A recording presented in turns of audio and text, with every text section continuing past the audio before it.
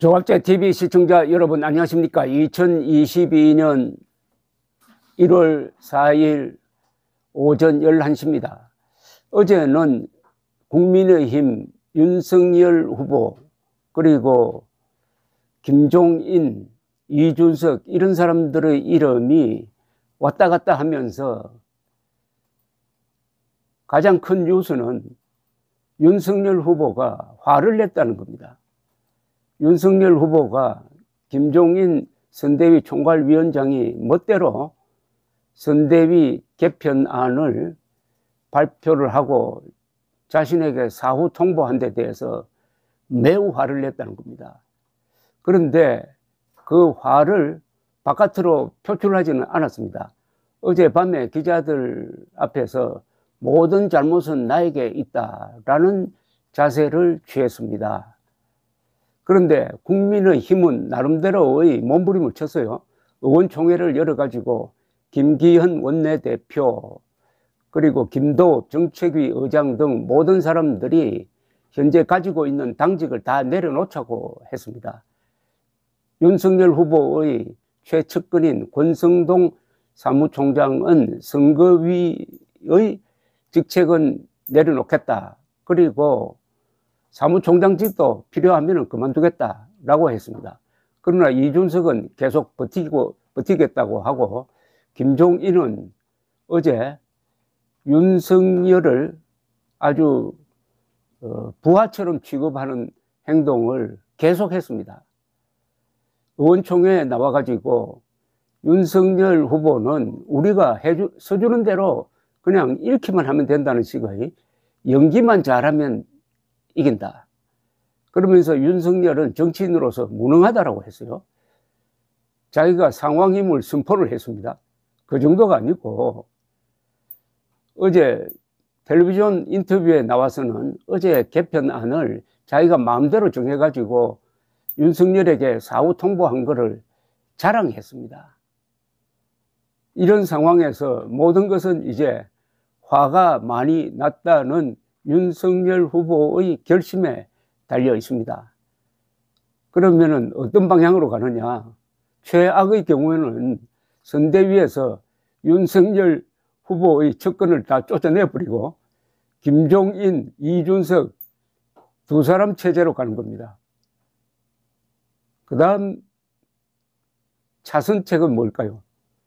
최선책은 확실합니다. 최선책은 김종인, 이준석 다 내보내고 완전히 제로 베이스에서 새로 출발하는 겁니다. 새로. 원희룡 선대위원장은 어떻습니까? 원희룡 선대위원장 또는 정홍원 총괄선대위원장은 어떻습니까? 지금 이준석, 김종인보다 더 나쁜 후보가 있을까요? 나쁜 사람이 있을까요? 이준석, 김종인 때문에 선거를 망칠 것이다 하는 예언을 한 사람들이 많습니다. 저도 여러 번 이야기를 했는데 결국 그 예언대로 지금 가고 있습니다.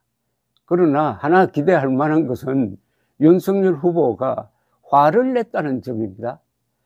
사람은 화를 낼 때 화를 내야 합니다. 그러면은 역사를 바꿀 수가 있습니다. 그런데 윤석열 후보는 화를 내야 할 때 이상하게 비굴한 모습을 취해 왔습니다. 그러다가 결국 도착한 곳이 바로 여기입니다. 여기서 또 굽히고 나가서 김종인 중심의 선대위를 또 만든다면은 그것은 김종인을 상황으로 모시는 윤석열이라는 이미지를 붙이게 될 겁니다. 그러면은 유권자들의 반응은 어떻겠습니까? 김종인, 이준석 미워서 윤석열 안 찍는다. 뭐 이렇게 딱 결정되는 거죠. 김종인, 이준석 미워서 윤석열 안 찍는다. 김종인의 부하 윤석열을 누가 대통령 후보로 밀겠습니까? 그 사람이 대통령이 된다 한들 문재명 세력, 그 뒤에 있는 김정은 세력과 싸워서 대한민국의 자유, 생명, 재산을 지킬 수 있겠습니까? 이건 아주 단순한 단순 명쾌한 질문입니다. 저는 권력자가 마음에도 내키지 않는 사과를 하는 바람에 망하는 경우를 여러 번 봤습니다. 지금 이명박 전 대통령이 왜 감옥에 있습니까? 그 연원을 따지면은 2008년 세계에서 가장 안전한 미국산 쇠고기를 가장 위험한 걸로 선동을 했던 그 촛불 난동 세력의 굴복한 때문 아닙니까? 박근혜 전 대통령의 몰락은 언제 시작되느냐? 2014년 5월에 해경 해체 선언을 하면서 무너지기 시작했습니다. 세월호 수습에서 해경이 잘한 일이 많은데 모든 책임을 해경에 지워가지고 해경을 해체했습니다. 해경은 제2의 해군입니다. 군대 해체한 것하고 마찬가지입니다. 그러면은 자신에게 돌아오는 비난을 해경에 덮어씌워서 모면할 수 있을 것이라고 생각했는데 그 뒤에 어떻게 됐습니까? 지금까지도 세월호 가지고 울고 묵지 않습니까? 마음에 내키지 않는 비굴한 사과를 하는 경우가 윤석열 후보에게도 여러 번 반복되고 있습니다. 전두환 전 대통령이 경제에도 잘했다. 그러나 인사에는 문제가 있었다. 독재를 했다. 아주 합리적인 발언을 했는데도 그걸 또 사과를 했어요. 지난 11월 23일 전두환 전 대통령이 별세했을 때 윤석열 후보는 전직 대통령이니까 문산 가겠다고 했습니다. 오전에. 그러다가 주변에서 말리니까 갑자기 안 갔어요. 제가 빈소에 가보니까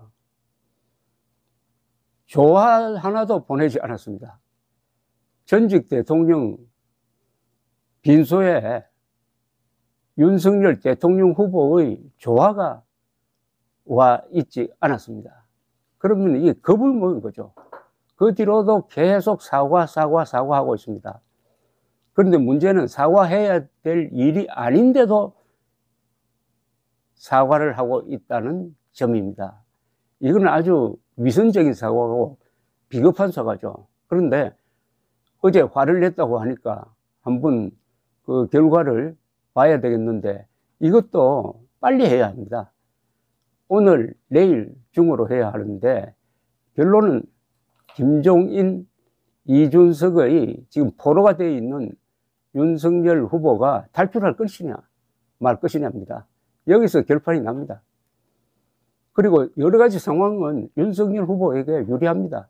지금 민심이 특히 보수층의 민심이 김종인, 이준석에게 분노하고 있습니다. 또 당원들도 그럴 것입니다. 그리고 국회의원들은 어제 105명이 의원총회를 해가지고 사실상 이준석 대표 물러나라고 결의한 것 아닙니까? 이런 여론의 뒷받침이 있지 않습니까? 다만 윤석열에게 불리한 게 있습니다. 정치 기자들은 이준석, 김종인 편입니다. 그들을 물리치고 국민 그리고 당원, 국회의원을 믿고 결단을 내리는 게 그렇게도 어렵습니까? 그런 결단을 내리면 누가 와서 잡아갑니까? 아니면 위해를 가하는 겁니까? 그럼 무슨 이게 용기가 필요합니까? 이건 용기도 아닙니다. 자기에게 주어진 또 권한도 있잖아요. 당헌에 있지 않습니까? 당헌에. 당무 독점권을 갖고 있습니다. 그걸 말을 바꾸면 독재권입니다. 비상시에는 지도자에게 독재권을 부여하는 게 어느 국가나 어느 조직의 아주 고유 본능이죠. 이렇게 유리한 상황이 있는데도 윤석열 후보가 겁을 내가지고 이준석, 김종인을 내치면 정치부 기자들이 들고 일어날 것이다. 아니, 정치부 기자들이 들고 일어나면은 국민들이 들고 일어나죠. 누구와 싸우면 지지자가 생기는 겁니다. 근데 싸움을 피하면은 지지하려고 해도 할 수가 없게 됩니다. 윤석열 후보 모처럼 화를 냈다니까 그 화를 공분으로, 의분으로 승화시키기 바랍니다. 공적인 분노, 정의로운 분노. 감사합니다.